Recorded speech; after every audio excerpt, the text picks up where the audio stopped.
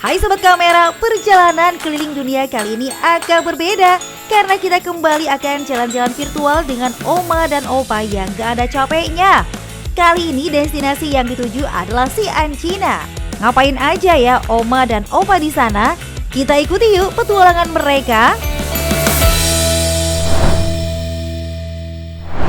Hai, kita mau ke Cina naik pesawat.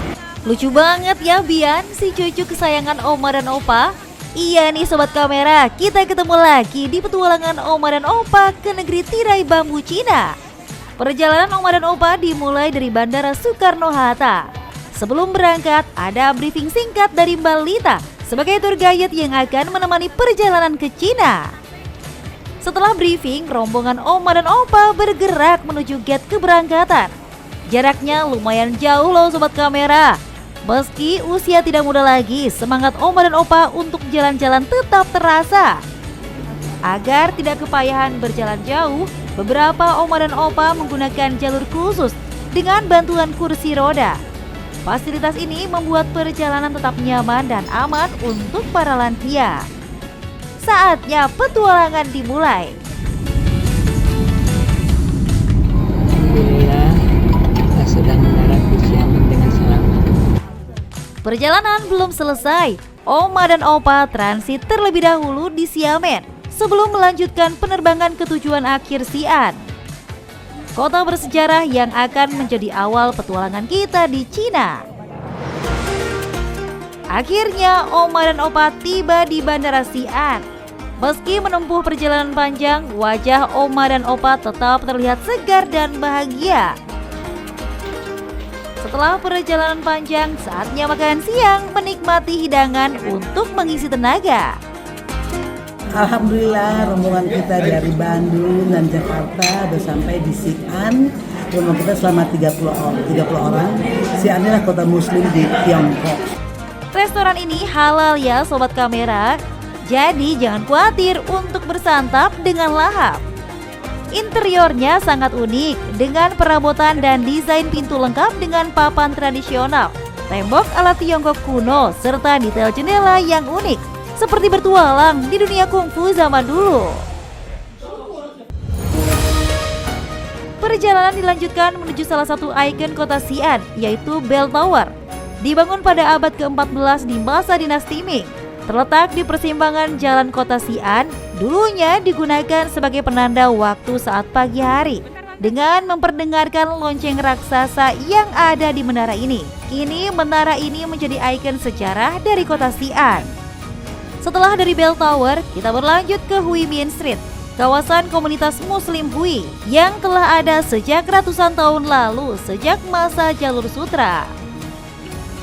Drum Tower atau biasa disebut juga Gulau merupakan menara ikonik bersejarah yang juga dibangun di abad ke-14 saat dinasti Ming. Terletak tak jauh dari Bell Tower dan Muslim Quarter. Menara ini dulunya berfungsi sebagai penanda waktu di sore hari dengan memukul genderang yang ada di dalam menara. Huimin Street juga dikenal sebagai kawasan bersejarah yang terkenal di jantung kota Xi'an. Dikenal sebagai pusat budaya dan kuliner komunitas muslim setempat, menawarkan makanan halal khas Tiongkok serta tempat belanja. Disinilah dijajakan berbagai macam kerajinan khas Xi'an, mulai dari jilbab sutra asli, aneka giok, lukisan, teh khas Xi'an, aneka penganan Xi'an, dan berbagai oleh-oleh unik lainnya. Dan Sobat Kamera, kalau main-main ke daerah sini jangan khawatir, mayoritas makanan di kawasan ini adalah halal. Penjual dari pasar ini kebanyakan merupakan bagian dari komunitas Muslim Hui. Dapat dilihat dari tampilan penjual yang sebagian memakai topi atau peci ala Xi'an. Dan tentunya Oma Opa nggak lupa untuk belanja makanan di sini ya. Seru kan Oma Opa kita? Akhirnya malam tiba. Saatnya Oma dan Opa istirahat dulu sebelum lanjut bertualang di negeri Cina.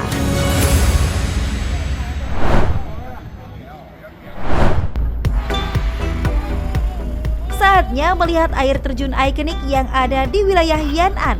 Kita lihat bareng secantik apa air terjunnya. Perjalanan Oma dan Opa berlanjut menuju salah satu air terjun paling terkenal di China, yaitu Hukou Waterfall yang terletak di kawasan Yan'an. Sepanjang jalan, kita menemukan bentangan alam yang sangat cantik dan berbeda dari pemandangan kota. Setelah sampai di pintu masuk, Oma dan Opa perlu berjalan menuju titik shuttle bus. Saat berjalan menuju shuttle bus, melewati Hukou Geological Museum yang menampilkan berbagai struktur geologis yang ada di air terjun Hukou dan juga spesimen bebatuan yang ditemukan di air terjun ini. Ternyata perjalanan ke lokasi shuttle bus cukup jauh loh sobat kamera, tapi Oma dan Opa tetap semangat. Perjalanan dilanjutkan dengan menggunakan bus wisata. Saat turun dari bus, air terjun Hukou sudah terlihat. Aliran air yang kuat dan kabut air yang terbang ke udara langsung menarik perhatian. Dari sinilah suara gemuruh air mulai terdengar. Walaupun belum masuk gerbang utama, pemandangannya sudah sangat menakjubkan. Oma Opa masuk melewati gerbang tiket. Dari titik ini, pemandangan air terjun akan terlihat lebih jelas. Inilah Hukou Waterfall, air terjun terbesar di Sungai Kuning, salah satu destinasi wisata terkenal di Cina. Di Hukou Waterfall, aliran airnya jatuh ke dalam celah sempit, menyerupai mulut teko. Dari sinilah nama Hukou berasal. Keindahan dan kekuatan Hukou Waterfall menjadikannya daya tarik utama. Tak heran jika area ini selalu ramai oleh wisatawan yang ingin mengabadikan momen di depan air terjun ikonik ini. Menariknya, Hukou Waterfall terletak di perbatasan dua provinsi, yaitu Provinsi Shanxi yang ibu kotanya Xi'an dan Provinsi Shanxi yang beribu kota Taiyuan. Meski namanya mirip, keduanya merupakan wilayah yang berbeda. Air terjun ini menjadi titik pertemuan alam, sekaligus penanda geografis yang unik. Jadi, turis yang kita lihat di seberang sana berada di Provinsi Shanxi, sedangkan kami berada di Provinsi Shanxi. Di sekitar area wisata, pengunjung juga bisa berfoto dengan kuda serta mengenakan busana lokal. Menjadi pengalaman tambahan yang seru selain menikmati pemandangan air terjun. Lihat nih, Bian sudah bergaya di atas kuda. Memang tingkah pola cucu kesayangan Oma Opa ini nggak ada habisnya. Sobat kamera, Oma dan Opa kita nggak tahan ya lihat pemandangan indah. Ada latar belakang foto yang bagus, langsung deh berpose. Hukou Waterfall terbentuk dari aliran Sungai Kuning yang menyempit di bagian ini, menciptakan jatuhan air yang kuat dan dramatis. Puas memandangi kecantikan alam air terjun Hukou, Oma Opa berjalan melewati aneka makanan dan jajanan untuk kembali ke shuttle bus.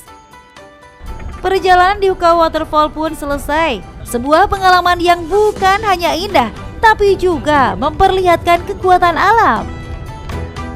Kembali ke kota Yan'an, perjalanan Oma dan Opa hari ini ditutup di Yanzhou Second Street Night Market. Terletak di nomor 294 Erdao Street, Baota District.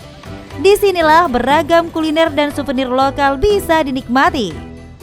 Kiosnya tertata dengan rapi di sisi jalan, sedangkan bangku-bangku diletakkan di tengah jalan sebagai ruang makan. Dihiasi dengan lampu-lampu semakin menambah cantik pasar ini. Dari makanan ringan hingga souvenir khas Yan'an, suasana pasar malam ini menjadi penutup yang ceria setelah menyaksikan kekuatan Hukou Waterfall. Penjelajahan Oma dan Opa di Cina masih akan berlanjut. Kali ini akan melihat prajurit terakota yang sangat terkenal itu loh sobat kamera. Jadi tetap di dunia dalam kamera ya.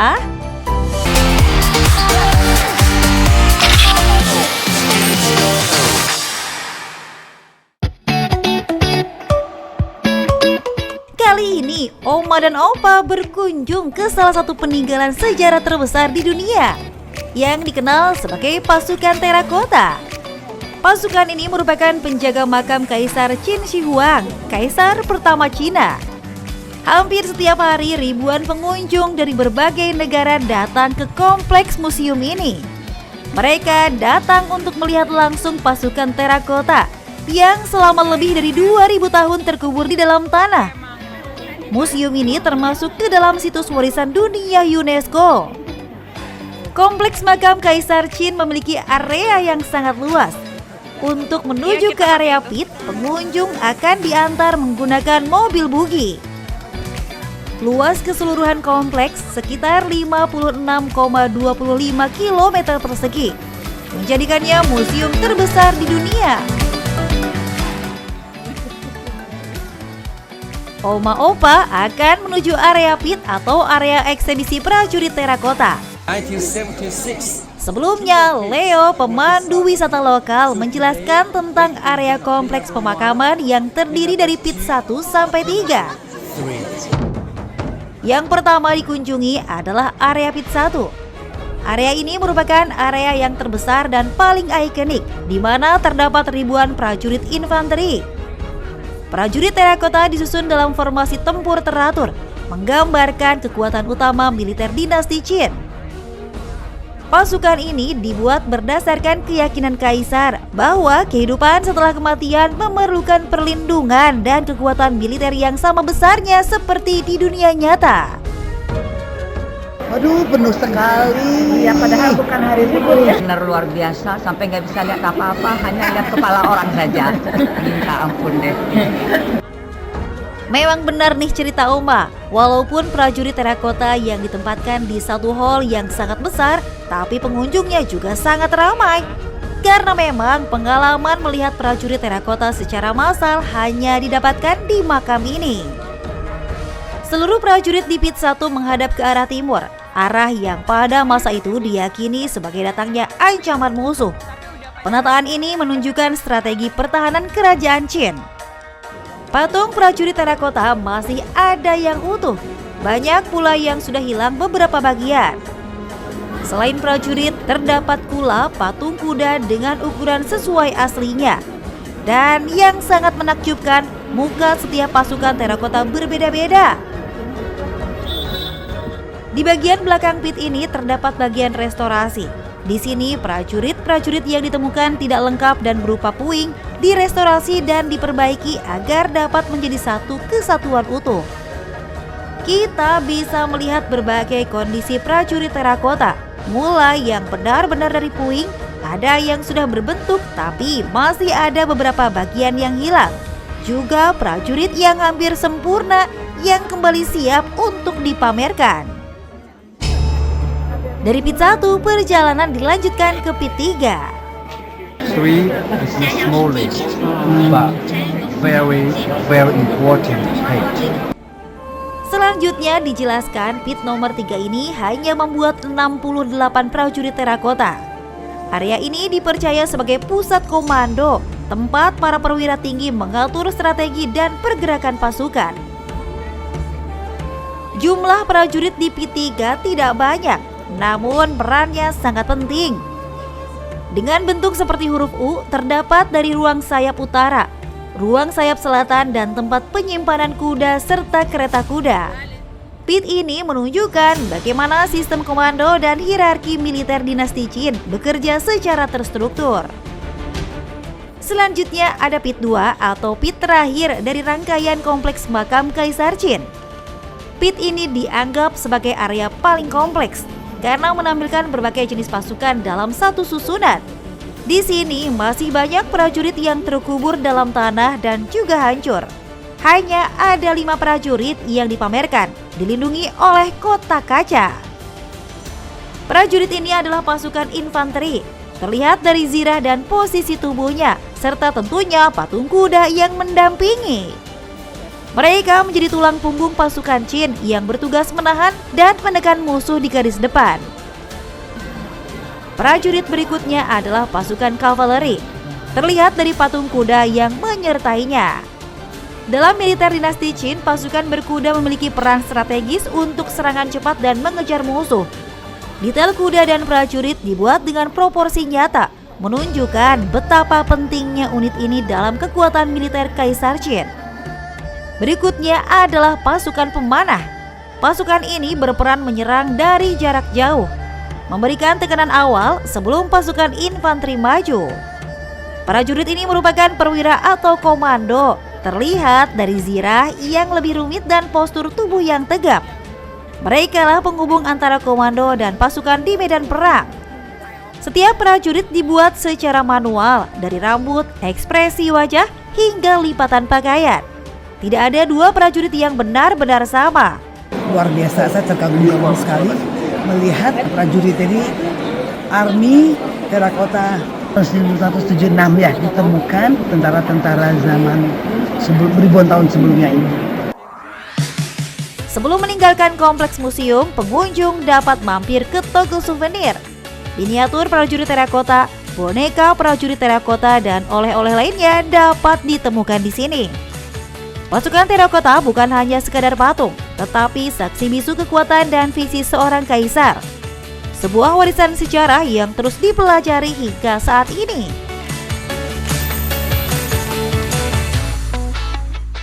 Benar-benar menakjubkan situs prajurit terakota yang baru saja kita kunjungi. Nah, setelah ini kita akan melihat ngarai cantik yang ada di wilayah Yan'an. Jangan kemana-mana.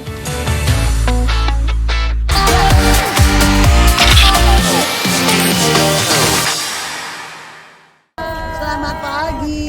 Mau kemana hari ini? Udara dingin banget tapi asik. Ini di mana? Mau kemana? Jangan mau ke Xi'an. Kita mau lihat Grand Canyon sekarang. Pagi-pagi, Oma dan Opa sudah happy banget nih. Perjalanan kali ini menuju sebuah destinasi alam di Provinsi Shanxi. Namanya Gangchuan Canyon alias Ngarai Gangchuan yang terletak di wilayah Yan'an. Kita akhirnya tiba di area Gangchuan Canyon. Dari sini, petualangan akan dimulai. Meski terlihat tenang dari luar, namun di dalamnya terdapat landscape batuan alam yang sangat dramatis. Setelah melewati gerbang, kita masuk ke area utama Ngarai. Jalur ini merupakan akses resmi menuju lorong batuan dan gua yang menjadi daya tarik utama Ngarai Gangchuan. Perjalanan dilanjutkan dengan menggunakan bus wisata khusus. Untuk menuju Ngarai Gangchuan akan melewati jalan setapak. Dengan hati-hati, Oma dan Opa berjalan menuju fenomena alam Ngarai Gangchuan. Medannya cukup berat nih untuk Oma dan Opa kita, tapi enggak menyurutkan semangat untuk melihat keajaiban alam yang sebentar lagi akan ditemui. Akhirnya Oma dan Opa perlahan masuk ke dalam Ngarai Gangchuan. Sebuah lorong alam yang diapit tebing batu pasir yang tinggi dan sempit. Tekstur dan lapisan batu yang terlihat jelas menjadi petunjuk proses geologi panjang saat membentuk lorong ini. Dari sinilah telah terlihat struktur unik bebatuan yang mengapit jalan setapak. Inilah bagian utama dari Gangchuan Canyon.